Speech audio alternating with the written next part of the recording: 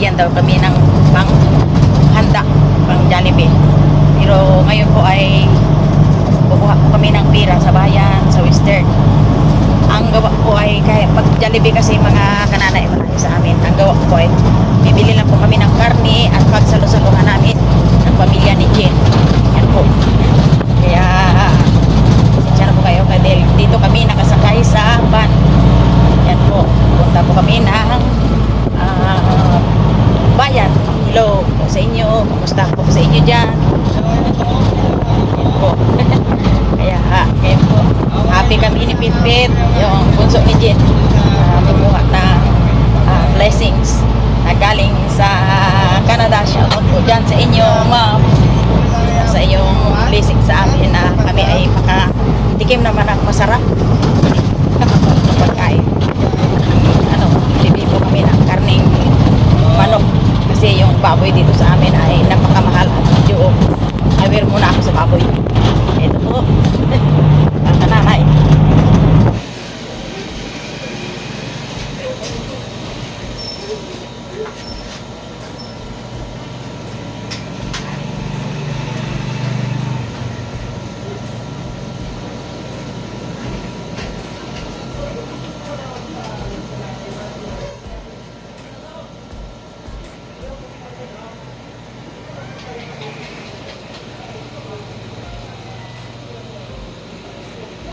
Dito na po kami sa aming pinuntahan na pawn shop, yung Western Union. Dito po kami kukuha. Kaya wait na lang po kami ng sa amin. Hello po mga kananay, dito na po kami ng aking apo sa bahay nila, na Jen. Bumili po kami ng aming nagkuha po kami ng aming padala ng isang viewers na taga Canada, ma'am. Thank you, ma'am. Yung pinadala mo po ay sa Jollibee sana kami kakain, kaso lang ang daming malayo po ang Jollibee to sa amin, mga 2 bayan pa bago makaabot. Kaya ang ginawa ko na lang po ay bumili ako ng karne, yung sari-saring mga, at saka bumili ako ng dagdag ng gamit dito ni Jen, sa pin sa misa, at saka upuan. Ito po yung Salamat po. maraming salamat daw. Bumili po ako ng upuan na ito po, mga kananay, na upuan dito sa Ratan. Ratan din po ang aking binili para okay ang aming pag-upo namin dito sa pagkain. At saka ito, ma'am, yung aming binili ay sari-sari po para dagdag ng gamit ni Jen at saka pagkain. Salamat po sa iyong gandahang loob na binigay mo sa amin. Sa pagpalain ka ni Lord, sa habang tayo nabubuhay ay si Jesus ang ating kasama araw-araw. At ngayon po, ilagay ko na po yung bumili pa ako ng mantel or sapin sa aming misa sa kaupuan. Kaya ito po yung binili na mantel. Yan po sa aming misa. Dahil yung misa ay para iwas ang gasgas ng misa. Ay, saan ang gunting? Ayan po mga kananay, may sapin na po yung aming misa. Saka may upuan na. Oh, inupuan na nga ni Pete at ni Mark. Yan. Oh, yan ang kanilang upuan. Yun, maganda na ang kanilang pagkain mamaya. Ayun po, start na po kami luto. Yan po, may pugitan no si Jen na hinimay na. Ayan. Ito pugita. Lulutuin kong para sa aming tanghalian, adobong pugita. Adobong pugita. At saka nagbili po ako ng karning manok. So, ayan. Yan. Sarap ng ulam natin okay. today. Sige. Yan. Kaninang pag namin, pasyal sa bayan, ay kasama ko si Pet. Ay ito po ang nabili ko sa kanya. Binilang ko siya ng ilang pirasong damit kasi siya ay wala ng gaanong damit. Ayan, Pet, Yan. Saka ito mga pangkuan niya. Yan. Para hindi naman mukhang kawawa si Pete na walang halos may isuot, at saka short. Yun. Kanila. Yung iba muna, si Angel at saka si Mark ay susunod na lang kasi party-party yung pira. Bahagi. Yun, ang kanila, ang kay Pit-Pit. Si Pit-Pit lang kanina kasi ang kasama ko. Yan. At saka damit. Yun, ang kay damit. Yan. Alam mo kananay kung sino ang kasama ko, yun ang ano ko dahil para magkasya yung damit. Ayan, pit. Okay. May pangla, ano na. Saka nagbili po ako ng kamatis dahil paborito nila po ang kamatis. Ito. Yan. Tapos, ito po mga kananay. Karning manok. Ito po. Ay. Ito po ang karning manok na binili ko. Yan, kasi sa amin. Mamaya pagkain po namin ay anyayahan ko ulit yung dalawa kong apo na anak ni Sister Mary. Dahil Sister Mary wala dyan. Ito po ang aming adubuhin na manok, na karning manok. Saka ito. Hindi ko alam kung ano luto nito ni Jen. Dahil nag-order po siya ng... Pero ako po muna ay kakain. Nakaramdam ako ng gutom. Sari-saring trabaho Oo. talaga. Binilang ko muna siya ng ano yung banana bread. Dahil yun ang aming kwan. Oh, sige. Pabor.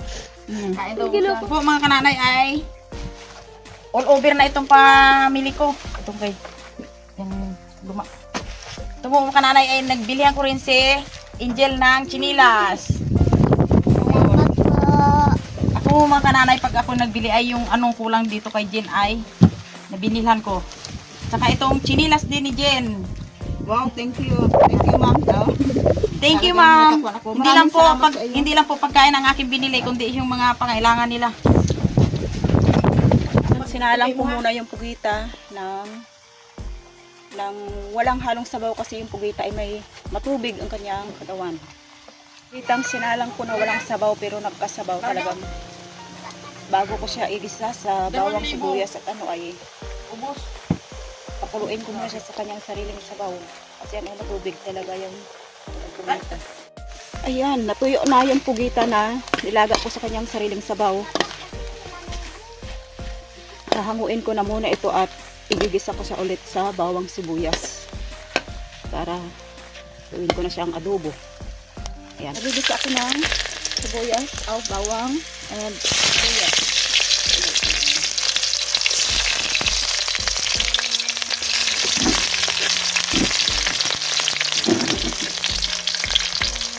Ayan, at yung pugitang pinaiga ko sa sariling sabaw niya, ito na ang itsura niya, mapula na.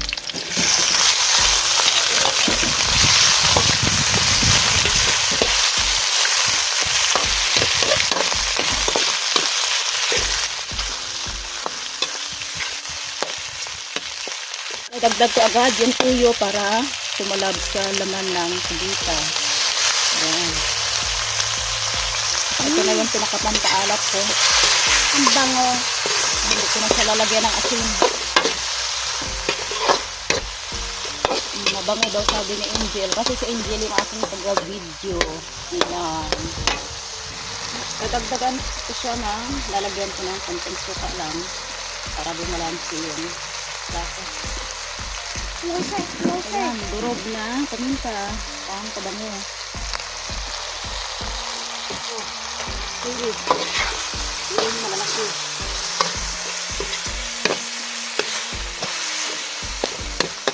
Isang abalon, kapinan, pag sa amin. Ayan, idadagdag ko na lang siya dito. Huli ko siya nilagay kasi ito ay madaling lumambot. Madali lang siya maluto. Kasi itong abalon kapag fresh pa parang hindi masyadong luto. Yung tama lang ang pagkakaluto niya. Dadagdag lang ako ng konting sugar para balanse yung lasa ng aking nilutong adobo. Ayan. Mga kananay, wala kaming sangkalan, ano pa. Ongoing pa magbili kami ng sangkalan. Hindi ko na lang mo. Hati-hati ang ano po, mga kananay, ang pira sa Sa mga viewers ni Kananay, pasensya lang po sa aming sangkalan. Pero prangkado lang po ako kasi wala pa talagang kwan. So hindi pa ako nakapamili. Mamili pa ako sa sunod pang kasi video maraming gawa. Kaya yung sangkalan ko ay itirabi ko muna at hindi ko muna talaga ginamit. mga kananay, ang aking gawa. Dito na lang po na sangkalan yung aking sa kamay. Kasi yung sangkalan ay maraming comment, madumi daw. Pero yun na talaga ang sangkalan pag luma na. Ito na lang po kami. Sa kamay ko na lang ginasangka. Ginasangkalan yung kwan. Binabad ko siya sa pampaputi pero Hindi talaga kaya. Kaya, ito na lang po. Ang aming magandang sangkalan sa kamay. Ay, talaga naman. Kasi kami dito mga kananay ay kahit walang sangkalan, okay, makakaluto kami. Yung mga sinauna ba? Sa mga sinaunang pamumuhay mga kananay ay maraming hindi pwedeng magluto na maraming gamit na hindi pwedeng nga kahit hindi magamit ng ganun. Ngayon na ito mga kananay nag-uso. Isa ngayon nag-budget kami po mga kananay ng alam mo man na ang pira dito sa atin sa mundo. Ayan, luto na yung adobong pugita or octopus in English. Sus, nag-English pa ko. Ayan, may kasama siyang abalon. Ito, ready na. Ayan, ito na yung manok na adobuhin ko. Na may kasama siyang mga ilang pirasong balon-balunan. So, medyo kami ay rush hour na or gutom na. Kaya hindi na siya na marinate. Kaya isasalang ko na lang ito ng ipaiga sa kanyang sariling sabaw. Saka ko siya igigita. Gutom na ang Pinoy kaya hindi na makahintay. Kailangan ng kumain. Nagugutom na ang Pinoy. Mayroon pa akong available na rin noon. Ito yung pamalit ko sa suka pag ako nag-aadobo. Pag minsan, kalamansi. Bihira akong gumamit ng suka sa adobo. So ito, kalamansi at ito lang ang naakuan ko. Kasi mas nagadagdag siya ng bango sa luto. Sa karne. Yung aming adobo. Chicken. Dadagdagan ko ng ito, napasarap, dagdag sarap. Ayan. I-drain ko lang yung sabaw. Ayan ang aming adobong manok na may pinya. Ready na. Kananay, ready na ang adobo ni Jean. Wow. Expert talaga si Jean kumag. Asos na po. Mas maraming magaling dyan sa akin. Siyempre, ang kwan ko ay Yung kanyang ano din eh. Yung kanyang base lang sa akin. Oo, kanyang kaalaman ang Sariling pagluto ng kaalaman. adobo. Yan. Ayun. Aray, sarap. Sarap ng adobo. Yan. Ayan, natural lang siyang lasa. Nanay, tapos na po kami ng luto si Jean. At ngayon po, nagharap po kami sa pinakamagandang eksena, ang pagkakain na ng aming salamat po sa ulit-ulitin ko, salamat po sa aming Valentine na nagpadala yung isang viewers namin na kaibigan.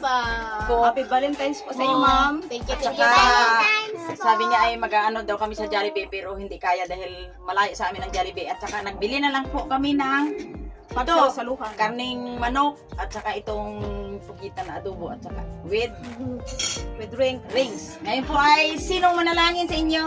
Ha? Ayun, ang manalangin ay ang bugtong na si Mark. Okay. Lord, salamat po Lord sa pagbigay po sa amin ng pagkain. Sana po Lord, hindi niyo po nakasiwag na namin nag-ilulap po sa ingatan niyo po sila. Salamat po Lord. Amen. Amen. Lagi na kami malakas. Pasalamatan mo ang kanin. Wala nang sana. Pasalamatan yan. Salamat na sa pagkain. Salamat sa pagkain. Yun. Okay. Kaya na kayo. Si Isabel. Pili ka lang ng O, pili ka yan. Yang. Pili ka yan. Ito mga kananay, ang octopus. Naluto ni Jean, ang sarap. Nana Octopus. Ano po, yung si Hana. si Hana po ay hindi na makapunta dito dahil kasi si sister ay wala dito doon sa sila. Nag-enjoy din sila doon sa pulo kasama yung Fishing Brother. Ngayon po ay yung dalawang anak ni sister dito ni sister, kaso lang ay si Hana ay kasalukuyang tulog si Hana at nakakain na. Kasi yung aming pagkain dito ay parang kung sa oras ay it's too late na. Yeah. Kaya yan, Na kami. paspasan na yung pagluto ko. Yan. Paspasan na. Mm. Kami ano yan.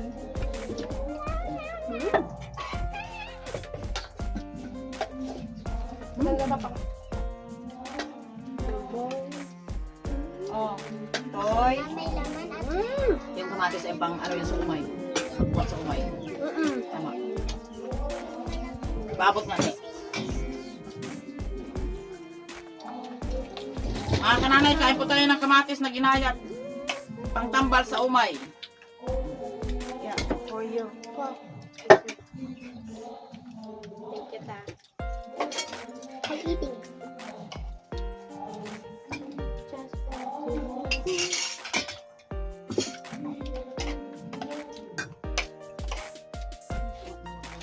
Hmm?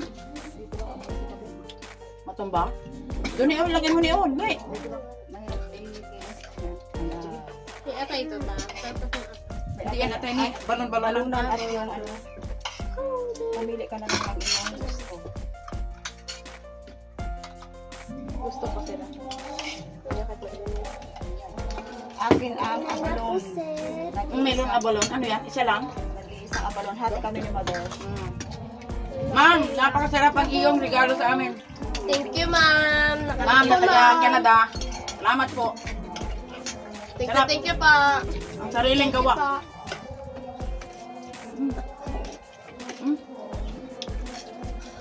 Magbaso ka dyan ka? Oh, yeah.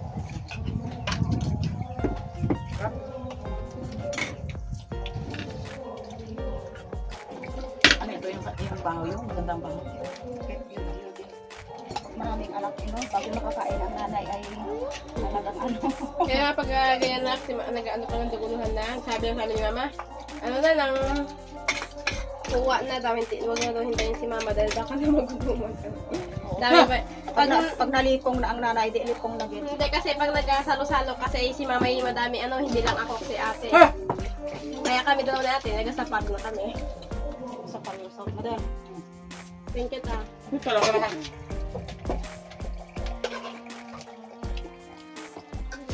Ganyan si Ate Hana. Bo, grabe ka. Okay din sa'yo ang masaya. Nagustuhan mo rin. Yes, ta. Masarap. Ang luto ko. Ay, okay din sa'yo. Opo. Ayan mga kananay. Ay ka. Alam mo ba? Hindi madaliman. Halika. Yan mga kananay, gumising na pala yung aking panganay na apo, si Hana. Kain na. Huwag ko ng pinggan. Kasi pag Sabado ay mas murong tulog siya. Matapos yung labada, paspas na rin siya ng tulog. Kain ka. Ayan. Huwag na doon ka. Yeah. Kumain ka lahat doon ko.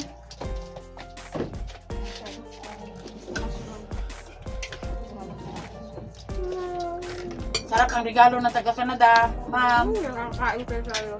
Kain tayo. Sarap. Nabubusog ako dahil sa'yo, ma'am. Sarap pa sa Jollibee. Salamat po. Kain tayo.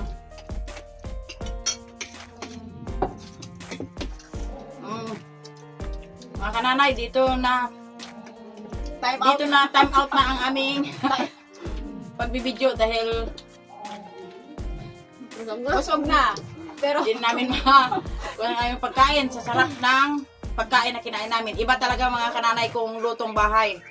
Kaysa magpunta ka sa Jollibee, kaunti lang mataas ang bayaran mo, kaunti lang matikman mo, pero pag dito, sawa ka talaga ng kain. Kaya hanggang dito na lang ang aming masayang kainan. Bye. Salamat po. Bye.